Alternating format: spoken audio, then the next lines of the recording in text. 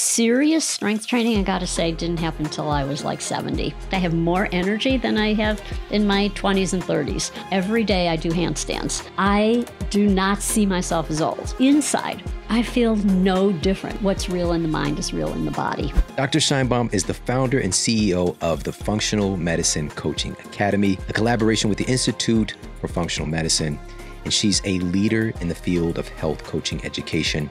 As an educator, clinical psychologist, and author, she actually founded the Functional Medicine Coaching Academy at age 65 because rather than retiring, she's on a mission to grow the health coaching profession so that millions of people can get the support they need to lead healthier lives. How do you create true longevity, right? And it's such a blessing for us, especially today when there's so much going on in the world. And we are lacking examples right now, unless we live in a respective blue zone or something like that. And so to have you here is very special. And I know that more recently, strength training has become a big part of your life. And you are using strength training to extend your longevity even further. And really just the stuff that you're doing. I saw you doing handstands. I saw you, doing the trap bar, deadlifts, like all this amazing stuff in your mid 70s now. So if you could, first of all, when did you get into strength training and why is this so important for all of us as we're getting older? Sure.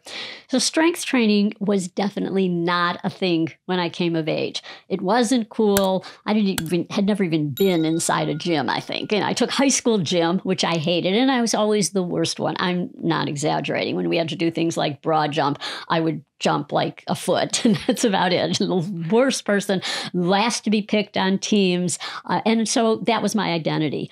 I'm not an athlete. I'm not good at sports. And I did take dance class from an early age. But that's not really strength training. And I took a long hiatus in college when I was binging on sugar and pretty unhealthy and erratic sleep hours. And then when I have to credit Jane Fonda and aerobics and the leotards, the striped leotards with leg warmers. And so there was a local gym that was offering that type of aerobic classes. And so it was the first time I had encountered, it was at that time there were Nautilus machines. And some of us would get to the class either early or we'd stay after this Jane Fonda-like aerobics class was over. And we would just go through the circuit of Nautilus machines. So that was in the 80s. So I was in my 30s. And that was really the first time that I had encountered something, but it was so haphazard. And of course, I was clueless. I had no idea. And I remember that this gym also had an indoor walking track. I was walking with a friend, and she looked at it and she said, you have no definition in your arms. It wasn't a great thing to say, but that really stuck with me. Like, yeah, I'm really flabby. And I was probably on my way to being insulin resistant. And so that was my image of myself. And for a long time, then I got addicted to cardio and had a treadmill at home, and the kids were younger. I mean, just every day I'd get up before they woke up and had to do 5 miles of running on the treadmill. I don't think I even brushed my teeth first. I would just no water. Who knew about being hydrated back then? You just roll out of bed, right to the treadmill. Put on my gym shoes, got on the treadmill, and oh, good, I'm sweating. That's great. And had no idea, again, the importance of that kind of moderation with aerobics, and probably burned out my adrenals because I was also at the time, I was studying for a licensing exam in clinical psychology and all kinds of, issues with probably disordered eating, still pretty addicted to sugar, high carb diet. And it wasn't really until I spent a lot of years doing yoga and Pilates, and I still do. I actually do that just about every day. But serious strength training, I got to say, didn't happen until I was like 70. And I turned 70 during the pandemic. I had my 70th birthday party on Zoom. And And that was when I realized that now I can't go to Pilates classes every day like I had been, but I can do things at home. So I started doing push-ups. What can I do with my body weight? And so I was able to, I started with push-ups. Okay, I can do 20, I can do 40, I got to 300 at one, I could do three. So I was doing 300 push-ups every day, still doing handstands and headstands, and that had just been part of my routine for many years. But felt like, oh, with all those push-ups, I'm inside planks and just whatever I could do body weight. I'm developing, some more muscle. I could feel that was happening and I was changing metabolically. And then after the pandemic, when I got back into the gym, that was really when I became more seriously committed. And the issue that I had was, and I had some personal trainers, and I had to keep telling them, like, I want to go heavier because they see, I look frail and, oh, I'm this frail old lady. They're like, oh, we'll just give her 5-pound weights, to do. And so I had to say, no, that's, I'm not here to do bicep curls with you with these light weights. I want to do deadlifts. I want to do serious leg presses or serious bench presses. Yeah. So that's what I have now. I have a wonderful trainer and I just do a limited number of exercises that I think are really efficient. I can picture you just throwing that 3-pound dumbbell across the room. Give me something bigger. That's so awesome. Thank you for sharing that because, you had the opportunity to experience these different eras in the mindset around fitness and to see, a lot of people, and this is the thing, if we're really being honest, there are going to be people who thrive in all these different things. But the vast majority of people, like going through the 80s and 90s with the low fat dogma and, it's chronic cardio. You said addicted to cardio and just seeing kind of the fallout of that people are still trying to figure out. And the thing is, these beliefs get so anchored into our minds that sometimes it takes like a challenging thing or a traumatic thing, like the world shutting down, for example, to get you to try something different. And by the way, that comment that she made about your arms, I know for all of us, if somebody make a little comment about your body, nobody asked you, don't comment on somebody's body unless they ask. But I've seen your arms now. I've seen your arms now, and I don't want to tangle with you. All right. You've got the definition, but just the sheer fact that you were, doing the amount of push-ups that you're able to do. And I would imagine, again, you didn't start there. No. Right. So what was that like getting started? Yeah. So I started with just setting very small goals. So, okay, I can do 5 push-ups. And I was always going to do the full push-up. So I didn't want to do the ladies push-up, on my knees, which is fine. And I really want to preface this by saying that wherever you're starting is good. And so if you do wall push-ups, that's great. Or if you do with bent knees, that's great. And so but I felt like I could push myself and challenge myself to do a full push-up and see how many I can do. So I started with, I can do 20, then I'll add another set of 20. And now every day I can get up to about 70 and then I'll rest for 10 seconds and then I'll do 10 more or 20 more. I'll get to 100. And then in yoga, I decided, well, they're called chaturanga push-ups, where your elbows are at your waist.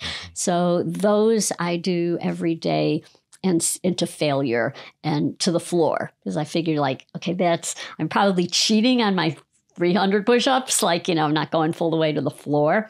But for chaturanga yoga style push-ups, at first I could only do 5 to the floor. And then, I do 6. And I'm now up to 23 without totally collapsing, but I'm going full to the floor. So that's probably my true strength is in that type of push-up. But so I just, those are efficient. And squats, that's the other thing that I've been doing. In fact, there's such good research. I just heard Rhonda Patrick talk about this, that you can, every 45 minutes, people who get up and do 10 squats, especially before or after a meal, the research she's saying it's better than a 10-minute walk, or 30 minutes, she was saying, better than a 30-minute walk after dinner for blood sugar lowering. So I've been doing those. Like every time I'm waiting for my coffee to brew, I'll just do 25 squats. And then if I go back again to brew more coffee or something else during the day, then I will do more squats. So those are something that I've added more recently, making sure I do squats every day. I want to ask you about that specifically because Yeah. what you're talking about, or we're kind of putting this cute name on it, of these exercise snacks, Yes. right?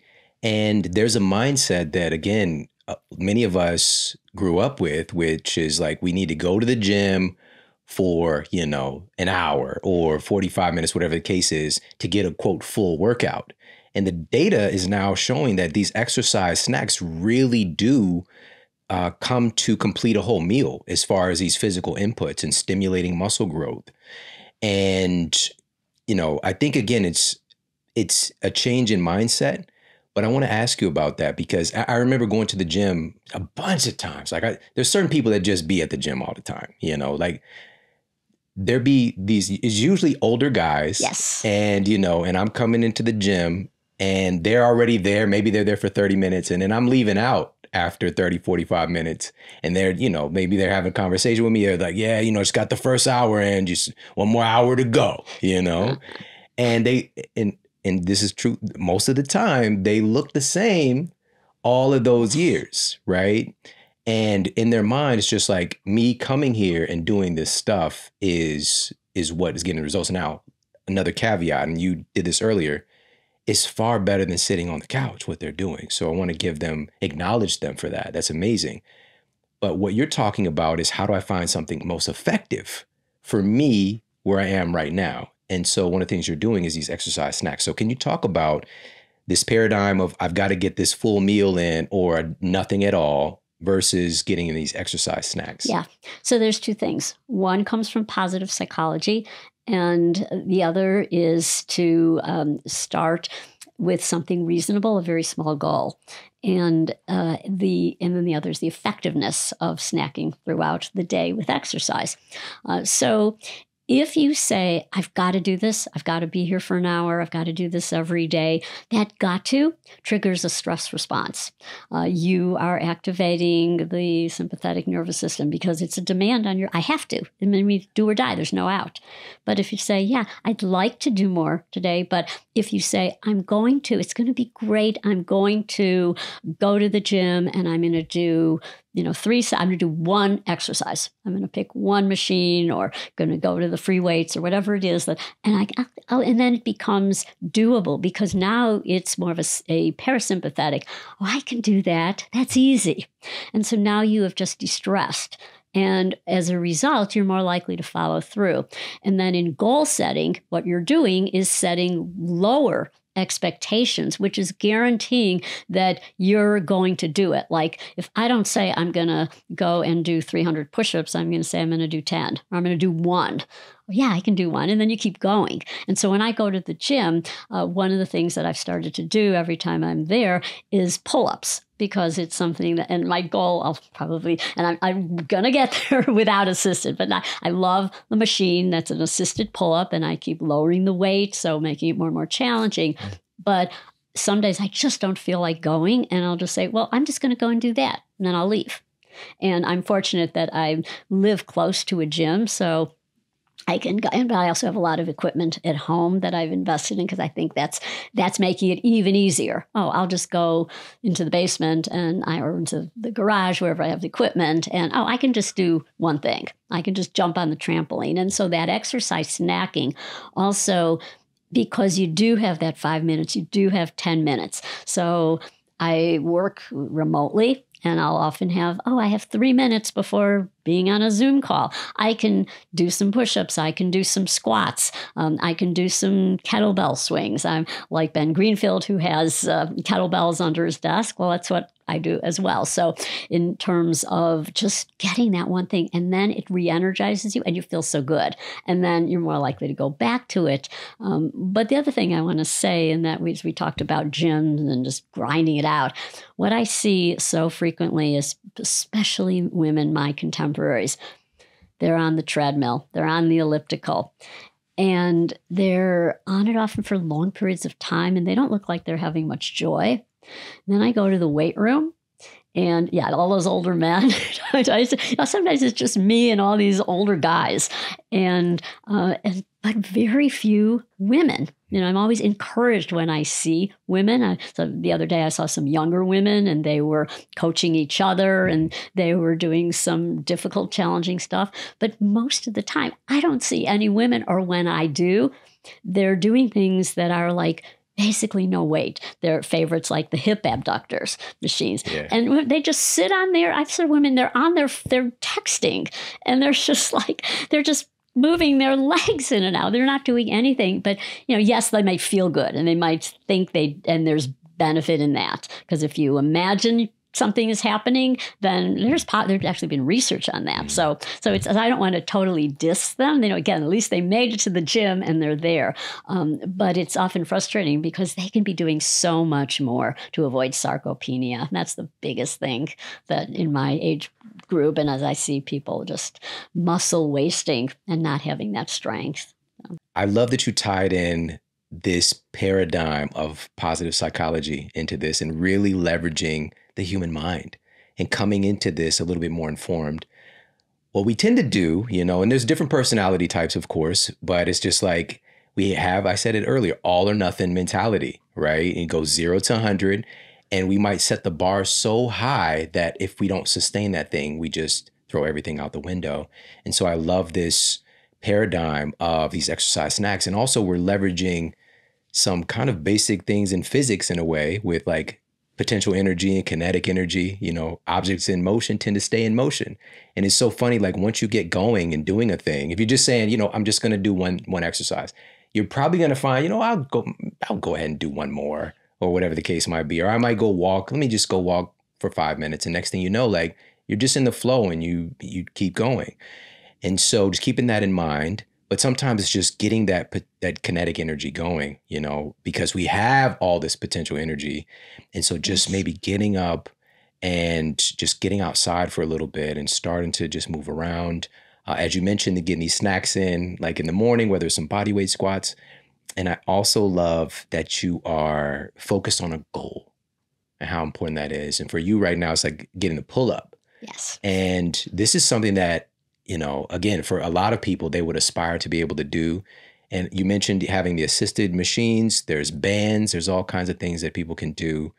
But you came into this, and I want to go back a little bit. With a foundation, you had like a bedrock of fitness, right? So you doing yoga and Pilates. So even coming into it, and your push-up goal is different, right? And I love that, and I want to just give you this acknowledgement. I love that you said, there's an on-ramp for everybody, so whether it's like push-ups on the counter or the kneeling push-ups, just start somewhere and, set a goal for yourself.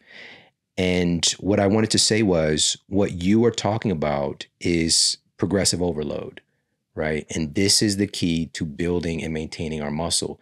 So for you, it can be advancing in the amount of weight that we're doing. It could be advancing in the number of reps we're doing. It could be advancing in the number of sets that we're able to do.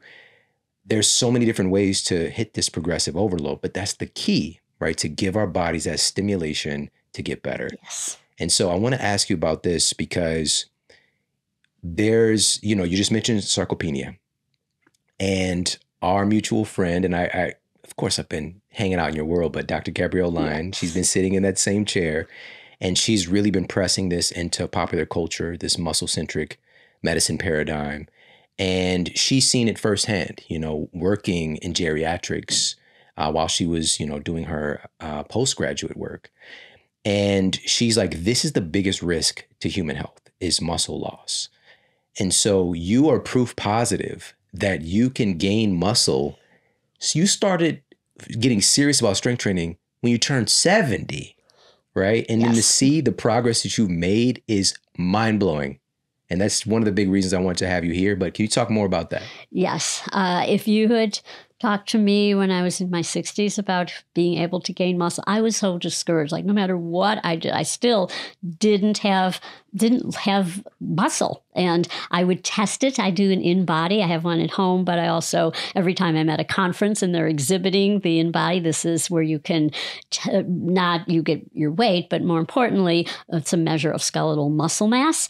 And I started doing that like in 2015, 2016, and I could see where I was. And I am 7 pounds more. And for a younger person, that might not seem like a lot. Like you can put that on in a year, but at my age, that is tracking that. So I can see that. I can see reductions in body fat as well.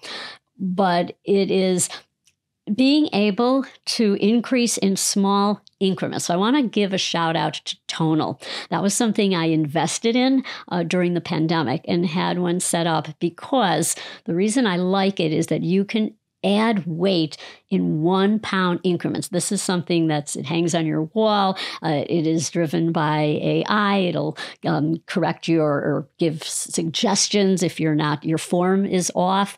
But what I see as a problem is if you're on a machine at the gym, you cannot go up or down by less than 5 pounds, sometimes even 10 pounds, because they don't have the small attachment. And so you can never progress. You feel like, oh, I'm at this weight. Let's say I'm at 70. I know I could go to 72 or 71 even, but there's no way to do that because you can't keep adding more weight onto this machine.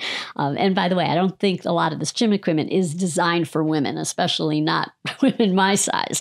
It's just mechanically, it just doesn't work. But there are parts of the weight room which always scared me, and I think they scare a lot of women, where you have to move the plates. So it's not just the pin weight, but you have to actually take these big plates and take them on and off. But they do go down to 2.5 pounds. So what I found is that, like doing a chest press, for example, I can put more weight in 2.5 pound increments. But I think there's a lot of people who are so scared of that part of the gym where the weight trainers are, the bodybuilders, that they'll never realize that actually the plates are easier for you to maneuver up or down. So that was something we need somebody, I've told Gabrielle this, we need somebody to design this equipment for women so that, it's less intimidating and easier to use for our size. Because unless if you're working with a trainer, they'll put a pad on the seat and help you get into the right position. Yeah, thank you. You said the key word is intimidation, right? And this kind of being like this invisible rope of these certain demographics over here, certain demographics over there. But of course, that's changing now, thankfully. But there's still, because of our conditioning, a lot of intimidation. What are some things that people can do to kind of lean into that, or to not feel so intimidated and really access the strength training parts of the gym? Yeah. I think the best thing is to work with a personal trainer, and it may not be forever, but just someone who can teach you, or even just have somebody who is working in the gym to take you around to learn how to use the equipment. And that can be really, really helpful. But I see what most people do is they'll say they like the classes. And I think that's great for camaraderie, for the social aspect. And I love doing classes. For example, I used to do lots of Pilates classes, and the having the socialization factor. So when you're working with someone, let's say you're a coach or you're helping someone who's not into exercise, well, what brings them joy? Well, if they like to be with other people, then you get them into classes. But the intimidation factor, getting in terms of the resistance training, often it is a combination of being intimidated, but also fear. It's fear of getting injured. Oh, I've heard this all the time from my friends. Oh, I can't do that. I have arthritis, or I have chronic pain, or my knees are bad. And it's really hard to get over that mindset. And often they've been told by somebody, for example, people with osteoporosis, and I just don't know anybody who is not impacted. Sadly, it's such an epidemic amongst my contemporaries, and they're just afraid. And they said, "Oh, I've been told I can't weight lift. I can't do heavy lifting because of my osteoporosis, or I can't do certain positions that will." Well, it's often the opposite. If you don't challenge yourself, then you're going to risk losing strength, you're losing muscle, and then you will feel weaker, and then your odds of falling and getting injured increase incrementally. Yeah. But that's really hard to convince somebody. Yeah, and it goes back to something you said at the very beginning, identity. You mentioned your identity in high school, and, the broad jump and being picked last, and just like, I'm not athletic. That's right. Right? And really, our identity is the driving force for all of our decisions, our thoughts. about ourselves, about our ability to do things in the world. And so addressing this at the identity, and this leads into a really important part of this conversation, which is a real fortunate opportunity for all of us to have you here, because you've been in this field long before the term was even created of positive psychology. And I remember taking psychology in college, and I literally just like, damn, we have so many problems, right? Just like the whole class was just about all the messed up things about humans, like all the messed up ways that we can be. And there isn't a study on how right we can be and like what are the qualities of happiness, of fulfillment, of, what are those characteristics or choices that can help to create a healthy human psyche.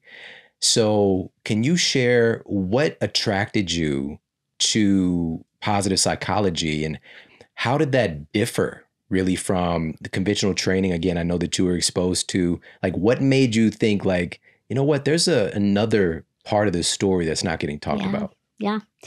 Well, it's really started when I was getting my master's in learning disabilities, and we worked in a clinic that was involved with diagnosing kids. And it was brutal for these poor kids.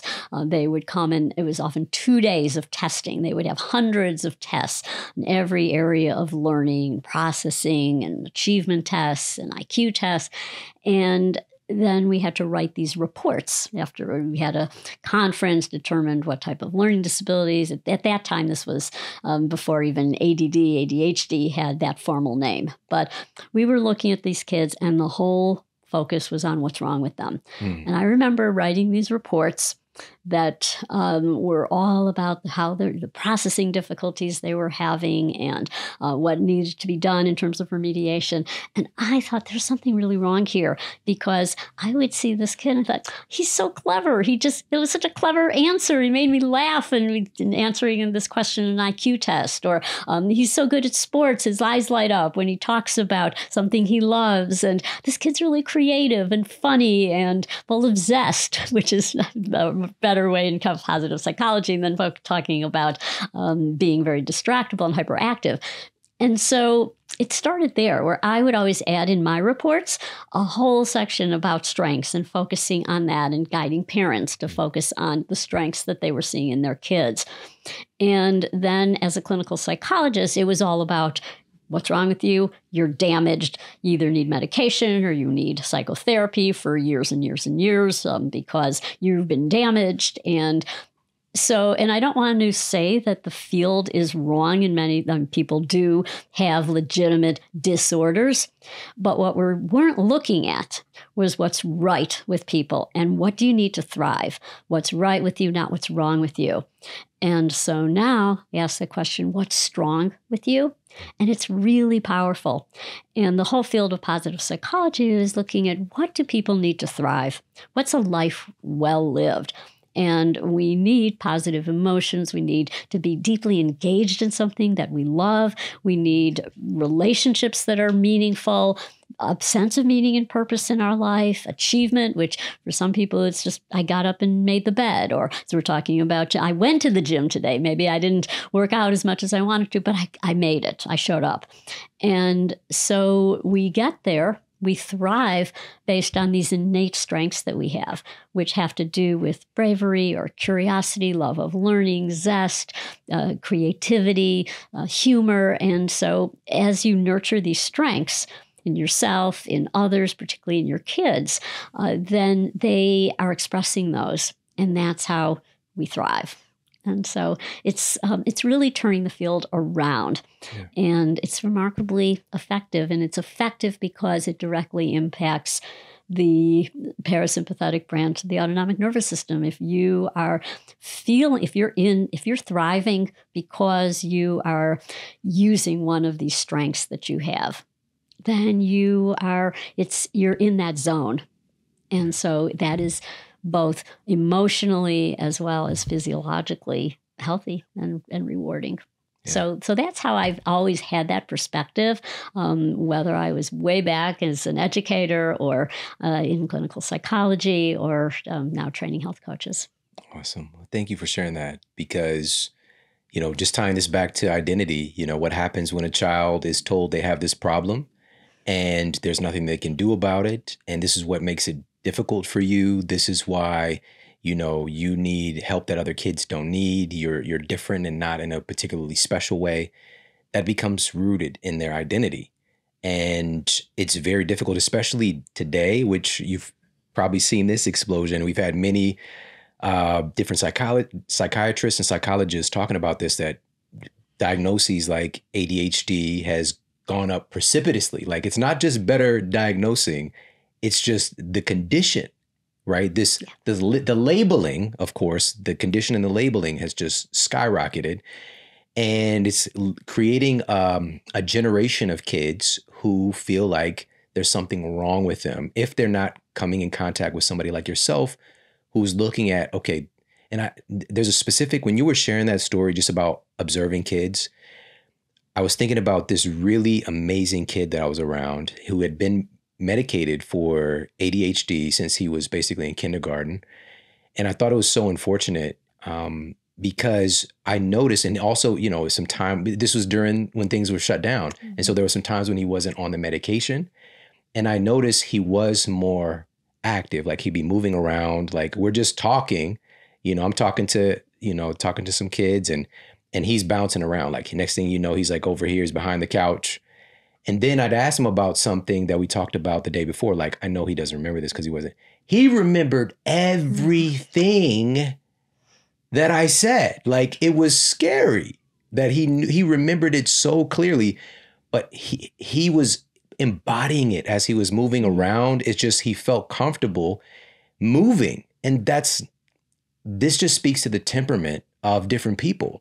We created this paradigm of, taking children with all this energy and forcing them to be still all day, every day in order to fit in and to be a good kid. And not to say we don't need those skills to be able to center ourselves, to calm down, but just beating that life out of kids and also missing out on the fact that different people learn different ways and there's genius in everybody.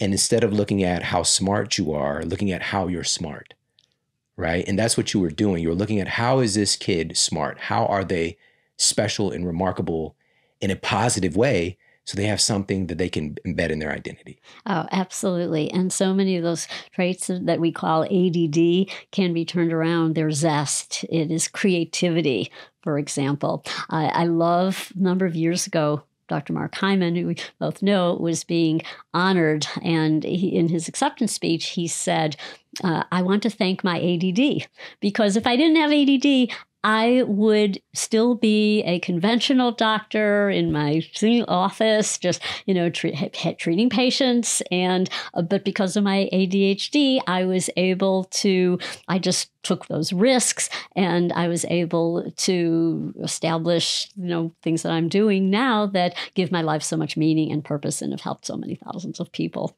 So, and I think the same way. So because I always think that I have ADD as well, and girls do display it differently. Young girls often are more inattentive type, or they'll display ADHD differently. But I always saw that in myself, but I would be retired on a teacher's pension right now if I didn't have ADD. And that led me to, and people will say, oh, you're always reinventing yourself. You've gone through so many careers. You're teacher, you're a psychologist, you're started a company at 65. But yes, I thank my ADD, because otherwise I would have just be retired and playing canasta. Yeah, I'm interested in different things. I like to diversify. I have different focus. I want more variety. There's so many different ways that we could look at a thing. Or again, conventional medicine has diagnosed all these people and created lifetime customers, yes, oftentimes. And it's very unfortunate. But, and also you said this earlier, again, there is a place for all of these things, even, these very real psychological disorders that can take place. But this is in the minority of the population. A lot of issues are just issues that result from being human, And I was just talking about this recently. Obviously, there's another epidemic of anxiety.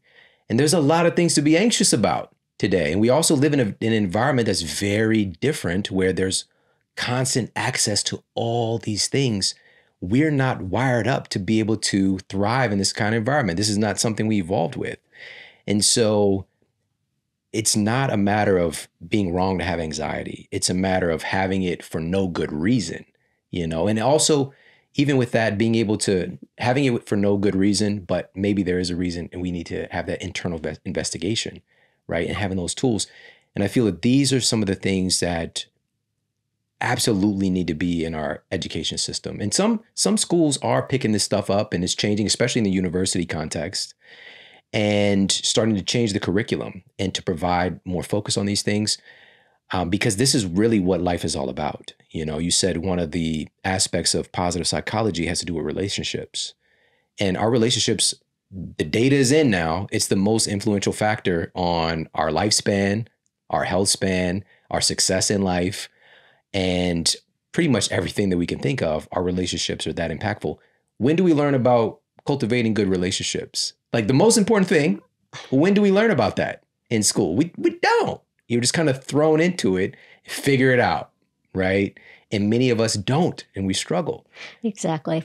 Yeah. And I think there's something else at play here. So even if we have those opportunities to develop relationships that are positive and meaningful, we are looking at anxiety, I think, with just a lens that is not wide enough, because we need to look at how we're living our lives. And first and foremost, the food we're eating. As you and I know, it's ultra processed food. Well, if you are not getting the right nutrients, if you are not getting adequate protein, and that is something that's something I've changed dramatically in my lifetime, my approach to eating and getting sufficient protein. But your brain's then been hijacked, so you can't make good decisions. Your executive functioning is dependent on those nutrients. Well, if you are starving your brain of those nutrients because what you are eating or not eating, then your decisions will not be rational, and you will be on edge, and you'll be more prone to anxiety and panic attacks. I used to treat panic attacks for many, many years, and saw this firsthand. And people would clean up their diet, they would eat better, and also getting movement, going back again to, going out and taking a walk. If you're stirred up, if you're stressed, if you have low energy, if you're depressed, think you're labeling yourself as depressed and feeling hopeless, go out and take a walk. And 9 times out of 10, you come back and, I'm feeling better. See clearer, your mind is able to then problem solve and a solution comes to you. Whereas if you didn't take that walk, that wouldn't happen. So it's all of those factors: adequate sleep, adequate hydration. And so that is, it's frustrating because I don't see people, especially who are in mental health, taking that into account. They're not looking at the big picture of everything in a person's life. At this point, it should be Captain Obvious, that biology and psychology, we can't separate the two, And so if we're not checking these boxes first and foremost and giving your body time to heal and acclimate to all those very necessary, like we'll just put it like this, required inputs for your genes, right? Your genes expect certain things for a certain type of expression. If you're not checking those boxes and then jumping right to, again, the labeling, this particular medication protocol, and again, that can be helpful, but if we're not addressing the root cause, and I want to ask you about this one specifically, you mentioned the nutrition component, and the only time I experienced a stint of anxiety was probably about 15 years ago. And I remember I would have this feeling of worry and anxiety, and just it would happen when I was by myself. And I just so happened to be eating a low fat raw food diet at the time. All right. Which would have been great at first. Yeah. And over time, and the thing was for me, it was just when I was by myself, it would happen. Then it started to pop up when I was around other people all of a sudden. Then it would start to pop up, it just kept creeping more and more into my life, this feeling of this, I'm worried, and I didn't have the label of anxiety at the time, just in my psychology. I was just why am I feeling like there's something wrong, or just nervous? And again, that was years ago. And being able to address those nutrient inputs changed everything. And I found out, and this is one of the things I've been working to talk about, because everybody's experience of anxiety or any of these conditions is different. It's all unique. And it's paying attention to the purpose. So we're not saying this is going to fix everything for everybody, but your nervous system is insulated by fats, right? And I'm on a low fat diet, basically, you know, and I'm not getting and also even with the low fat diet, you might not be getting the fats that your body needs, right? You could be eating a bunch of cashews and maybe your body is like, no, I need these omega-3s from fatty fish and from eggs, right? And it's like insulation for your nervous system. And really, like, my nerves were just exposed. And so I was just so sensitive to the environment. And I want to kick this back to you with this question, because you mentioned protein. And this boils down to, and I want to talk about this in the context of longevity. That's the question I'm going to ask you about.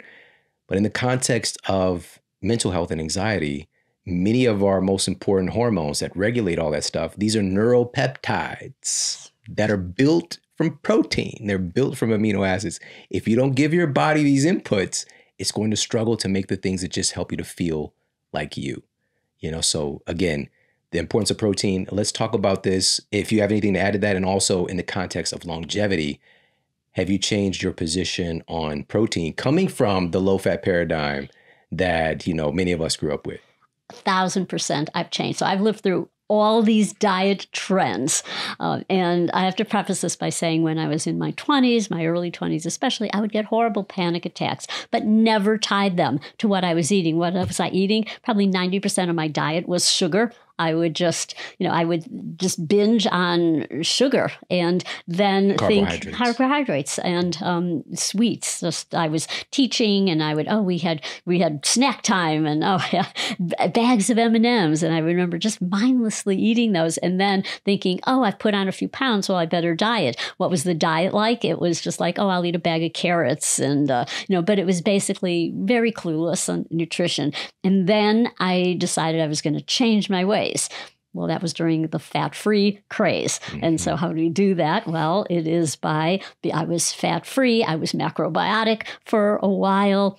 And I look back and really regret. But I thought, if I'm not feeling good, if I have no energy, I'll just double down. And so I remember when this was probably in the 90s, and I took a lot of dance classes because I was homeschooling my daughter, and she was in entertainment. And so she took classes, and I would often accompany and dance with her in those classes. And they're always upstairs with this long hallway, this long flight of stairs. Remember, I just have no energy. Well, of course I had no energy. I was eating a banana for breakfast. I'm just grabbing that and leaving the house, or make juice. I would have a juice, and I'm not feeling good. Well, I'll just add more kale to the juice, and double down on what I was doing. And then I started to. It was not until I started really looking at the importance of protein with people like Gabrielle Lyon. So I gradually started eating. I did the vegan. I did the raw vegan. That was when I felt absolutely the worst, raw vegan. But so many of us didn't know. We thought that was the healthier way to be. And in fact, at the time, I remember I was always arguing with my husband because he never was into all these fads. He just had a meal. He just was this old-fashioned guy, like you got to have an entree, you got to have meat or chicken, you got to have a side and a salad or that. And I remember arguing with him, like, you are just so unhealthy. This is awful. Like, you can't eat all this meat. This is terrible for you. Well, now it's the opposite. And so now I crave meat. Red meat is my favorite thing to eat. And I follow Dr. Gabrielle Lyon. And she said, Sandi, and I had been intermittent fasting for a while. And she said, no, at your weight, you cannot intermittent fast at your age. And so you need to eat breakfast. And so now it's like I eat so much protein. But what I find in regards to your question on longevity is that, especially in my baby boomer generation, especially women, it's so ingrained to count calories, to focus on weight, and also to think that it's not good to have too much protein. Or it's even a sense of not being accustomed to eating a lot, especially red meat. So if we're at a restaurant and I order a steak, I'll often get comments, "Oh, that's a lot of food," or "Oh, gosh, you're always changing. I thought you were a vegan, and you're always reinventing yourself," and as if it's a fad. But it's really the science has changed, and we're so much more aware. But I feel 1,000% better with now, having ample protein, and there's just research coming out on how much the plant-based protein doesn't cut it. As Dr. Lyon said, how much you'd have to eat. Like you'd have to eat like a bowl full. Like I'm not talking just not an individual bowl, but you'd have to have a huge serving size bowl, like a popcorn, size bowl filled with legumes to get the right amount of protein compared to having some beef or fish or that type of protein. It's better for you. So it is really sad, again, as I'm seeing my contemporaries, though they're not in the gym with resistance training, building muscle. They're also not eating adequate amounts of protein. And I just see the people saying, how they're struggling with having the strength to, getting up off the floor, for example. Yeah. Wow. And also that bowl of beans, the carbohydrate fraction is astronomical at that point as well. And this is not to villainize beans, right? The beans are not the problem. Right. The problem is, are you getting in adequate amounts of protein? And what this really is, even hearing you share this and being with somebody who's like, you've gone through all of the different things that were in vogue to find out, to bring yourself back to what did humans evolve doing? That's what this particular diet framework is. And it's more inclusive rather than excluding things, and that's really the hallmark of most of these diets is like, we exclude all this other stuff. That's why we are this type of diet. And humans don't operate that way. Like humans, our ancestors figured some stuff out over thousands of years of experimenting and, centuries of testing, and also sharing the data that they've learned, passing it down from generation to generation. Only recently, we just threw a complete monkey wrench into this.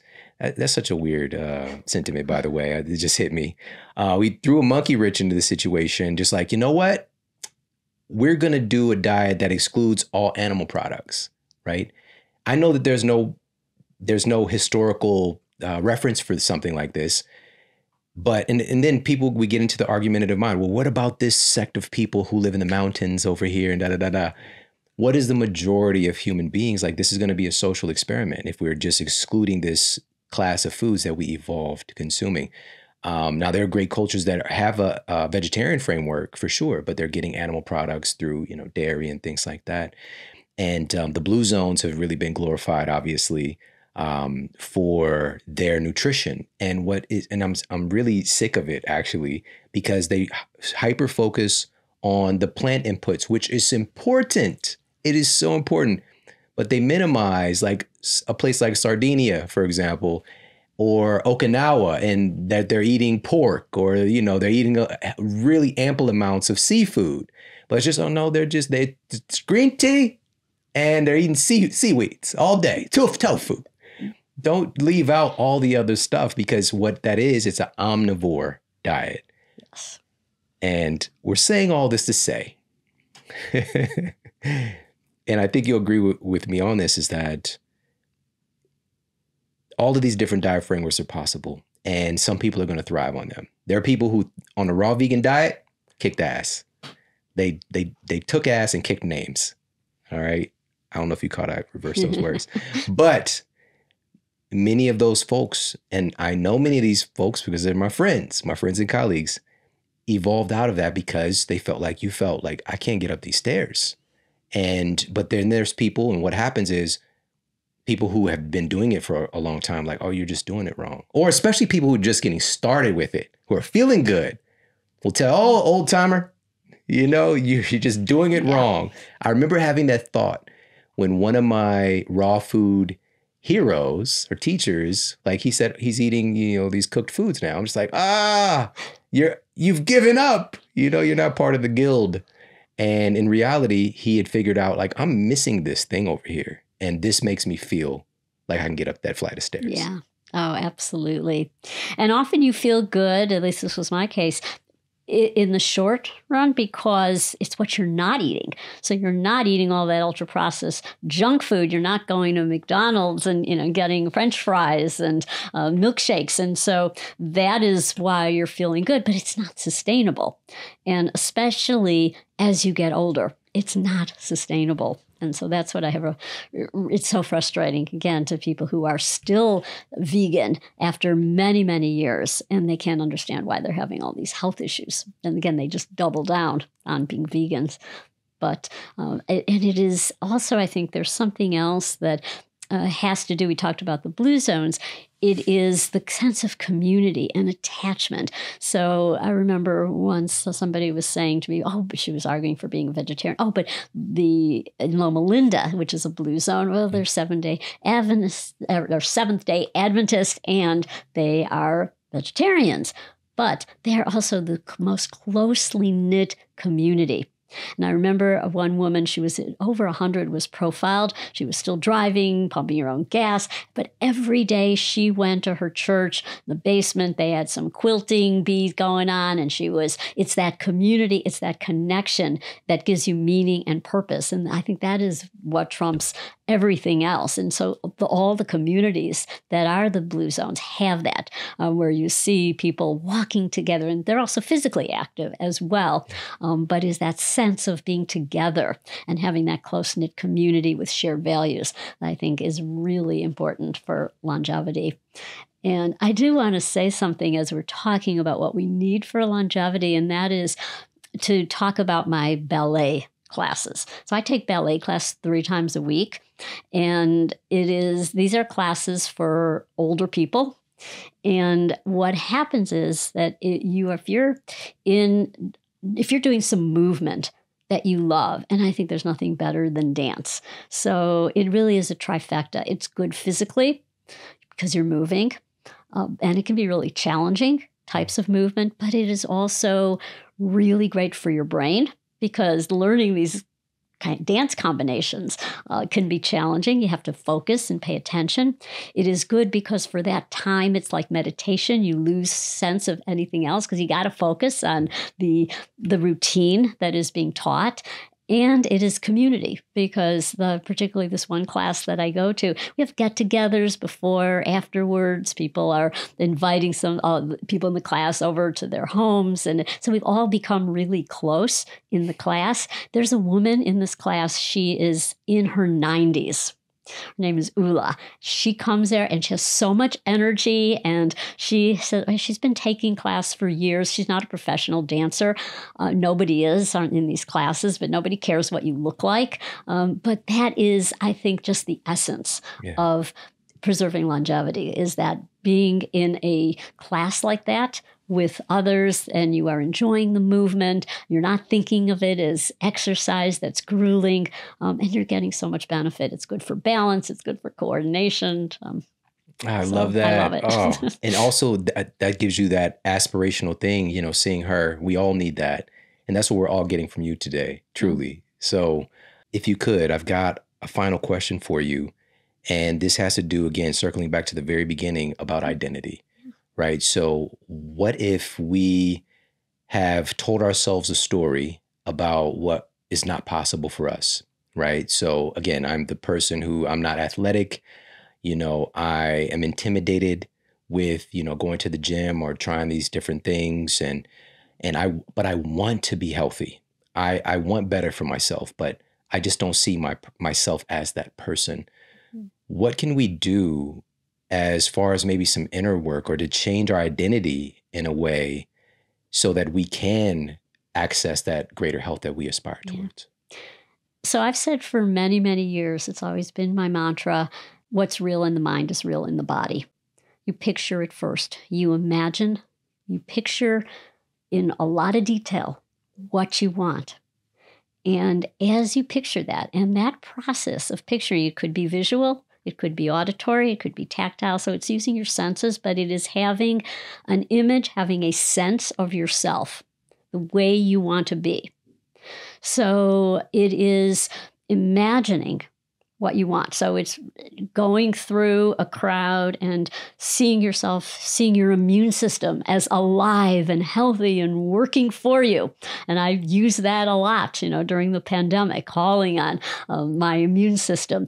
And it is often talking to yourself. That's that self-talk we get from cognitive behavioral work, where I want to do this, not I have to do this. And then it is that focus. It's a laser focus on what you want. So I do not see myself as old. I think when I look in the mirror, I'll see myself, and I'll see wrinkles, but I don't care about all that on a surface level. But inside, I feel no different. In fact, I have more energy than I have in my 20s and 30s. And doing things like every day I do handstands. No matter what, I just get up in the wall. In fact, I travel with my mat because I can only do it with a mat. But I just picture it, that this is just something I'm going to do. There's no doubt about it. It's just like this focus on what I want to do and that I'm just going to continue doing this. And I also look ahead with excitement and curiosity. Because I think when you lose curiosity, that's a key to getting older and being in decline. So curious about people. I love meeting new people of all ages. So I love having friends that are much younger than I am. Again, just because it's fun to learn new things, to be with people of all ages. Yeah, well, we're besties now. So, yeah, I appreciate you so much for coming to hang out with us. And if you could, can you let people know where they can get more information about you, what you're doing, the work that you're doing, the incredible gift that you're sharing with everybody as far as education? Sure. So it is on Instagram. I'm Dr. Sandi. That's DrSandi. Functional Medicine Coaching Academy is functionalmedicinecoaching.org. Functional Med Coach on Instagram. And reach out to me. I love to connect with people. And my mission is to have a health coach in every doctor's office because the world is hurting. Chronic disease, such an epidemic. And I think health coaches are the key. So that is my mission in life, to inspire people to become health coaches, to work with health coaches. Hey, if you like this video, make sure to check out this video right here. Let's do things that are multi-joint, that are functional. And in general, I find that what people think is left in the tank isn't close to, like, they're not pushing it hard enough. Get to that point where you're just about to sacrifice form and stop.